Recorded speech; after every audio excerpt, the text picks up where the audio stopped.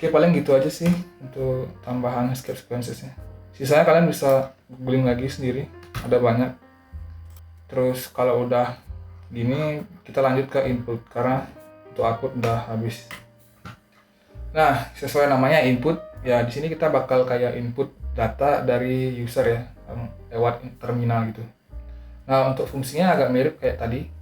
Kita pakai scanf, getchar, getch, dan getch. Tapi kalau di input itu cuman yang aku tebelin aja, yang paling aku sering pakai gitu. Scanf dan getchar.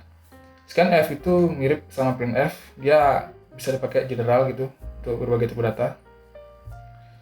Nah, getchar nanti aku bakal bahas lebih lanjut gimana sih fungsinya. Nah, karena scanf yang paling dasar kita pakai scanf ya untuk format penulisan yang kita bahas sekarang.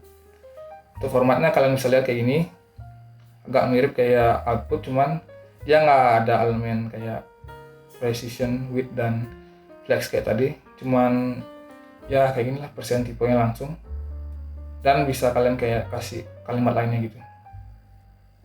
Terus bedanya juga argumennya itu kita pakai simbol dan sebelumnya karena kita bakal nyimpen kan ke variabelnya tuh. Nah, variabel kan punya kayak address atau alamat gitulah namanya. Dan addressnya itu ada di device kalian yang kalian pakai coding. Misalnya kalian pakai laptop ya, addressnya ada di laptop kalian gitu. Jadi kayak ini wajib dikasih sebelum argumen. Lalu setelah scanf kita pakai getchar. Nah, kenapa ada getchar sih? Nah, nanti aku bakal jelasin detailnya waktu ngoding. Tapi di sini yang ketiga udah kelihatan sih sekilas apa tuh getchar. Seperti yang kalian lihat ya, sama seperti output, hanya saja menggunakan getchar untuk membuang elemen yang tidak disimpan di dalam variabel. Nah, biar nggak bingung nantilah aku jelasin waktu ngoding. Pertama scanf ya.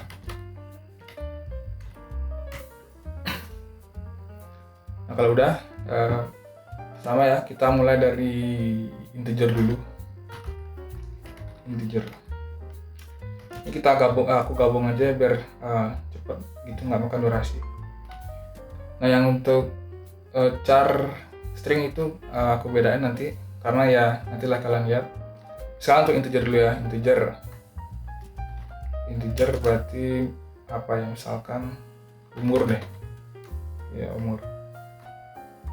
Terus ini jangan dikasih data dulu karena kita minta input kan dari user. Terus ya udah scanf gitu kayak gini. Terus ya udah, oh ya ini belum terkasih argumen umur. Ini kita kasih kalimat deh biar nggak bingung. Sebelum minta input kita kasih kalimat, masukkan umur Anda. Ini nggak usah dikasih nilai karena biar si scanf ini bakal satu garis sama printf gitu ya. Jadi setelah spasi, begitu spasi ini lalu si user bakal input data umur gitu kan. Nah, untuk buktiin si umur udah dapat datanya, kita pakai printf lagi, umur Anda, terus si persen di, terus si umur gini. Nah, coba langsung kita tes.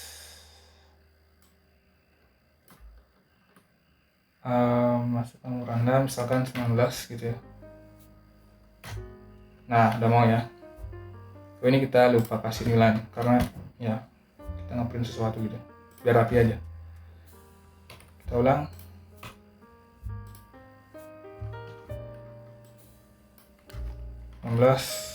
Ya udah, ya kan? Udah bener. Jadi kita lanjut ke selanjutnya. Nah, untuk gini float dan double, aku pakai yang double aja ya. Jadi sama aja sih simbolnya kan. Kalau float ya F, kalau double ya LF gitu. Tapi aku makainya double aja biar nggak makan waktu. Misalkan double nilai. Terus kita kasih kalimat dulu biar nggak bingung. Masukkan nilai Anda.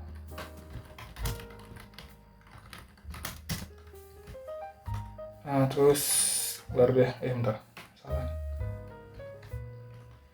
Baru deh kita pakai scanf %lf, terus masukin ke nilai, baru kita lihat hasilnya. Nilai Anda %rf, oh ya jangan lupa nilai, terus argumennya. Nah udah. Oke, nah kalau udah gini coba kita kan nilainya misalkan 23,56. Bentar, kita lupa. Precisionnya kita pakai 2 aja ya. Oke, ulang. Misalkan nilainya 23, jangan deh, jelek banget nilainya. 98,45 gitu. Ya udah keluar ya hasilnya. Oke, lanjut ke cara yang satu karakter. Misalkan inilah opsi, kok integer, char opsi, terus biasa kita kasih kalimat, masukkan pilihan Anda gitu. Pilihan Anda itu maksudnya kayak ABC gitu ya. Terus kita minta datanya pakai %C juga sama kayak output. Terus kita masukin ke opsi. Baru deh kita print hasilnya. Pilihan yang ini, yang Anda telah pilih adalah gitu ya, %C. Oh iya, jangan lupa nilai lagi. Terus argumennya opsi. Nah, kalau udah coba kita run.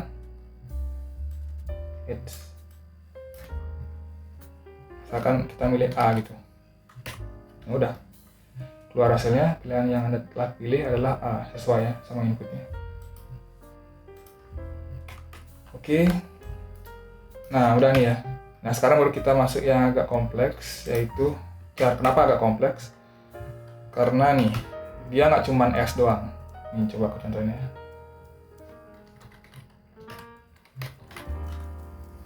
Sekali yang S dulu dah, S. Yang S itu hanya bisa hanya bisa input string sampai ketemu white space atau spasi gitu. Gimana sih maksudnya? Ya, coba contohnya. Ya bener. Terus nama lah, kita pakai nama. Tadi udah berapa ya nama? Terakhir baru 1 namanya. Oke, berarti nama 2 ini. Terus kalimatnya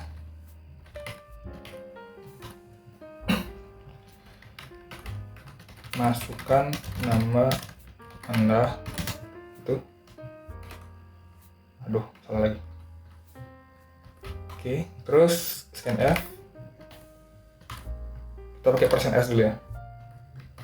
Baru kita masukin ke nama. Nah, ini khusus untuk kasus string. Dia perlu ada simbol dan ya. Karena alasannya sih aku nggak tahu ya kenapa. Cuman coba aja kalian cari di Google alasannya kenapa. Tapi sebenarnya kalau kalian isi sih nggak apa-apa ya. Cuman biasanya di beberapa teks maksudnya IDE dia bakal ngasih warning gitu. Karena emang aslinya emang nggak perlu gitu untuk string untuk string. Mungkin ya aku asumsinya karena dia pakai array gitu. Karena ada hubungannya sama pointer gitu ya. Nantilah kalian tuh belajar array sama pointer. Cuman kayak nggak tahu sih benar apa nggak alasannya. Ya kalau mau pastinya kalian tinggal cari di Google alasannya kenapa nggak pakai dan gitu ya. Oke, lanjut aja.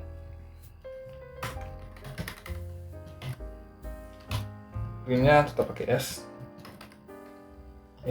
Lupa kalimatnya nama Anda gini. baru nilai. Terus argumennya nama 2. Oke. Nah kalau udah,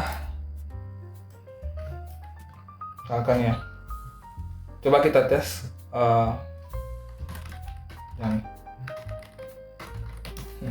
yang tadi aja. Nah kan kayak tadi aku bilang itu dia cuma bisa input string sampai ketemu white space kan. Harusnya kan cuma sampai James ya berhenti. Kalau nggak percaya, nah bener kan? Dia cuma bakal input sampai James saja. Terus kalau udah ketemu white space, sisa yang di belakang bakal kayak diabaikan gitu. Jadi ya udah di ignore aja udah yang belakangnya gitu. Nah gimana sih kalau kita mau input string intinya sampai akhir input lah gitu. Nah kita bisa pakai ada 2 cara ya. Yang pertama yang paling umum dipakai itu ini, persen siku, dan dalam sikunya itu kayak apa ya namanya, ya kalian cari lah di keyboard kalian, aku lupa namanya. Terus baru titik-titik ini kayak gini, input string sampai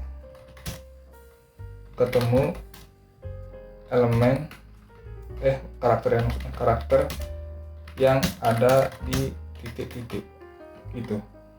Jadi misalkan ini aku contohnya aja langsung, kita copy lagi, terus komen nama 3 berbeda. Nama 3 udah. Nah di sini kita ganti, karena kita mau inputnya sampai akhir inputan si user ya. Kan si user setelah ngasih si string nama tadi, dia terakhir bakal mencet enter ya. Jadi kan terakhir karakter yang bakal masuk kan new line ya kan. Jadi kita taruhnya new line di sini gitu. Jadi coba kita tes ya. Misalkan nama Anda, misalkan tadi sama James Bond. Harusnya mau kan? Nah, jadi ini maksudnya input si string sampai ketemu elemen new line gitu. Jadi sampai dia ketemu enter baru berhenti input, dan otomatis ya semua string yang si user input gitu ya kebaca semua gitu. Terus yang kedua ini jarang kepake sebenarnya.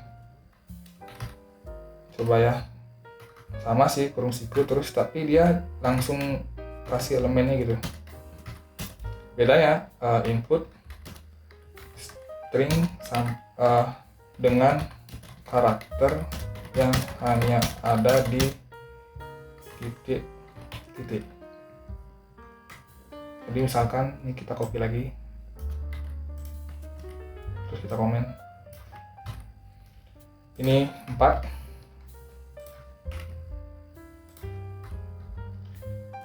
Bedanya ini misalkan ya nama orangnya ini bakal ada angka gitu, unsur angkanya.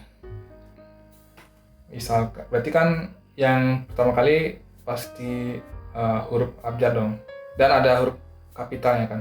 Jadi pertama kayak gini. Ini maksudnya kita memperbolehkan inputnya itu punya huruf kapital gitu. Terus yang kedua pasti dong bakal ada huruf kecil juga. Jadi kayak gini. Jangan isi spasi ya, kayak gini langsung. Nah terus tadi misalkan kita bakal ada angkanya gitu kan. Jadi 0 sampai 9. Karena angka kan cuma ada dari 0 sampai 9 ya. Nah karena setelah James itu ada spasinya kan, jadi kita juga masukin unsur spasi yang kayak gini gitu. Coba kita tes. Misalkan ya kayak tadi cuman ada angkanya gitu kan di sini. Harusnya kebaca semua ya, karena persyaratannya semua kita udah masukin gitu. Nah udah masuk ya. Nah coba kita nggak pakai sini angka, Harusnya berhenti sampai si James saja ya. Coba kita lihat. James 12 Bond. Nah ya kan, sampai James kan. Jadi karena unsur angka nggak ada di dalam kurung sikunya, jadi ya setelah ketemu karakter yang nggak ada di requirement-nya, ya bakal selesai di input gitu. Jadi sampai S doang James, sisanya bakal diabaikan gitu. Oke. Terus, nah selanjutnya baru kita bakal bahas getchar ini. Apa sih fungsi getchar itu? Nah, dari tadi kan kita baru input cuman satu-satu gitu kan, input terus print.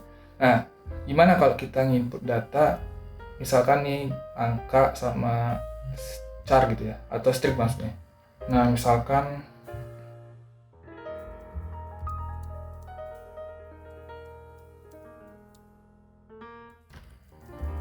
coba ya, kita tes dulu umur dulu ya, masukkan umur Anda, misalkan umurnya 42 gitu, enter. Nah, kenapa si input yang kedua ini nggak minta input user ya? Kenapa langsung jalan gitu ya? Kenapa ini nih? Nah, alasannya gini. Nah, misalkan ya, jadi di bahasa C itu ada yang namanya buffer gitu. Buffer itu kayak tempat penyimpanan sementara untuk suatu data dan bakal dimasukin ke variabel kalau ada inputnya. Nah, tadi kan kita ada dua input. Yang pertama ada umur dulu.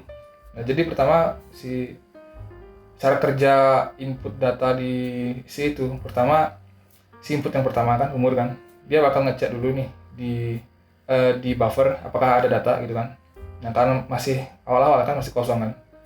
Ya, jadi karena masih kosong, si user masih bisa input nih. Nah, udah dia input pertama 42 kan tadi, 42. Terus kan setelah 42 dia ada mencet enter ya, jadi new line gitu. Nah, udah kayak ini bakal dimasukin ke buffer dulu, bukan ke variabel langsung gitu. Nah, kalau udah gini, baru deh si input umur ini bakal baca buffernya apakah ada sih data integer di buffer ini. Nah, karena ada tuh 42, nah si 42 bakal ditaruh ke sini gitu. Sedangkan si new line itu bakal ditahan di sini karena kan bukan integer gitu kan. Jadi sini bakal ada 42, di sini bakal sisa new line gitu kan. Nah, kalau lagi ini lanjut ke input kedua, ada nama kan. Nah, seperti biasa sebelum minta data dari user kan ya harus ngecek ke buffer dulu kan. Nah, berarti si input nama ini bakal ngecek ke buffer. Apakah kalau nama ini kan tipe datanya string ya atau karakter. Sedangkan new line itu kan salah satu karakter gitu ya. Jadi otomatis si new line itu bakal masuk ke sini gitu.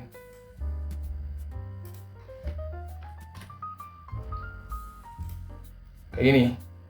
Nah, karena udah dapat data nih si variabel nama, dia nggak bakal minta lagi ke user gitu. Karena udah dapat dari buffer. Nah, makanya di sini setelah kita masukin 42 lalu enter, cuman si umur doang yang dapat datanya 42, sedangkan si nama dia dapat elemen new line dari enter sebelumnya itu. Jadi makanya setelah masukkan nama setelah si print masukkan nama Anda ini, yang ini nggak bakal kasih kesempatan si user input kan. Nah, terus karena nggak ada new line kan, makanya si nama Anda ini naik gitu kan, naik ke sini. Nah, setelah itu kan nama ini value-nya new line kan, makanya dia enter, baru si umur Anda muncul value-nya itu 42 gitu. Nah, semoga kalian ngerti ya dengan penjelasanku tadi. Kalau nggak ya tinggal tanya aja di kolom komentar. Nah, untuk mengatasi ini kita pakai namanya getchar. Misalkan ya getchar gitu. Udah getchar gini. Nah, fungsinya getchar itu apa sih? Jadi getchar itu kan sama kayak output ya. Jadi kayak dia bakal ambil karena char cuma bisa untuk char ya. Berarti dia cuma ngambil input yang berupa karakter gitu. Nah, jadi urutannya itu setelah si input umur ngambil data 42 di sini, itu kan masih ada new line kan. Nah karena setelah input umur ada getchar ya sebelum input nama, jadi si getchar itu bakal baca buffernya lagi. Nah kalau ada karakter di buffer yaitu new line, ya maka dia bakal diambil gitu kan. Terus dibawa kemana? Nah karena kita nggak tulis apa-apa di sini, kayak nggak ada variabel itu, berarti kayak udah diambil aja terus kayak dibuang gitu aja. Nah kalau udah baru lanjut ke bawah. Nah karena tadi udah diambil nilainya sama si getchar, maka kan di buffer kosong tuh. Jadi si input nama ini bakal input data dari user gitu, karena buffernya kosong. Nah setelah itu baru si string nama yang dimasuk nama user masuk ke buffer dan input nama ngambil dari buffer gitu. Nah kalau nggak percaya ini bakal work, coba kita run dulu.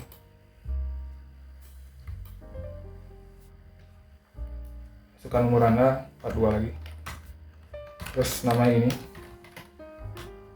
Nah oh ya, udah bener nih, nggak kayak tadi. Nah kalau kalian mau aman, mending kalian kasih aja setiap kali kalian pakai fungsi input gitu ya, scanf getchar, biar nilainya itu keambil gitu. Hasilnya bakal sama aja sih, coba ya. Umur 42, terus namanya James. Nah sama kan itu. Jadi ya biar lebih aman aja kalian pakai getchar setiap kalian pakai fungsi scanf. Terus selanjutnya untuk contoh lainnya, gimana kalau kita mau ngasih kalimat gitu di dalam tanda petik gitu kan. Sini kan dari tadi kita belum ada nama yang kalimat. Coba misalkan di sini kita punya 62 hasil, nah gini. Terus si hasilnya itu ya bentar. Kita minta dulu datanya. Masukkan soal Anda. Scanf ini misalkan kita bakal nyelesain soal pertambahan gitu ya. Misalkan %d ditambah %d gini. Nah yang pertama kan argumennya 61, terus yang kedua 62 gitu. Baru deh kita kasih hasilnya itu 61 ditambah 62. Ini kalian terima aja kalau yang belum ngerti, kalau kalian nggak ngerti ya maksudnya apa nih. Soalnya aku udah pakai operasi di sini. Jadi operasi bakal dibahas di video selanjutnya. Jadi anggap aja kalian paham dulu. Kita diterima aja. Habis itu baru kita keluarin hasil pertamanya. Hasil dari %d ditambah %d itu sama dengan %d ini. Yang pertama ya 61, terus yang kedua 62,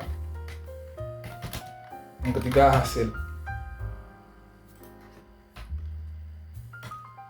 Nah coba kita lihat sekarang.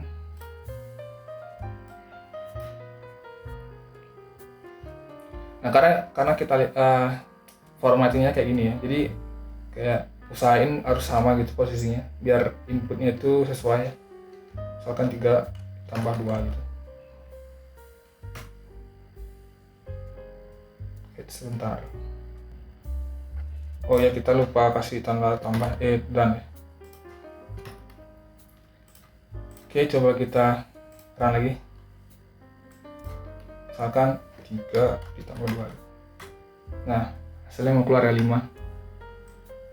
Nah jadi kalau misalkan kalian isi format gitu di sini, usahakan kayak apa yang user input gitu kayak sama persis posisinya sama di sini ya. Jadi biar sesuai gitu data yang masuk ke variabelnya. Oke, karena udah habis, jadi videonya sampai di sini dulu. Oh ya, sebelum ditutup, aku bakal kayak ngasih kayak apa ya, soal latihan gitu. Jadi soalnya kayak gini. Pertama ada problemnya, ini kalian bisa baca kayak ini, terus ada contoh outputnya, terus nanti contoh inputnya kayak gini, untuk outputnya kayak gini, dan ada gambaran sekilasan yang ada di terminal kayak gini. Terus nanti aku juga kasih clue-nya gitu, ini. Nah nanti linknya bakal aku share di chat box juga, kalian bisa lihat. Dan nggak harus dikumpulin juga sih, pakai latihan aja. Terus untuk video pembahasan soal ini juga aku bakal buatin secara terpisah gitu ya, biar kalian tahu gitu step-stepnya. Oke sih, kayak itu aja. Oke, karena udah selesai aku tutup. Jangan lupa subscribe, terus share video ini kepada teman atau keluarga kalian yang lagi ingin belajar bahasa C atau baru mulai belajar algoritma dan pemrograman. Dan jangan lupa juga aktifin lonceng notifikasinya biar kalian nggak ketinggalan video baru dari aku. Oke, thank you guys for watching. I'll see you in the next video. Bye bye guys.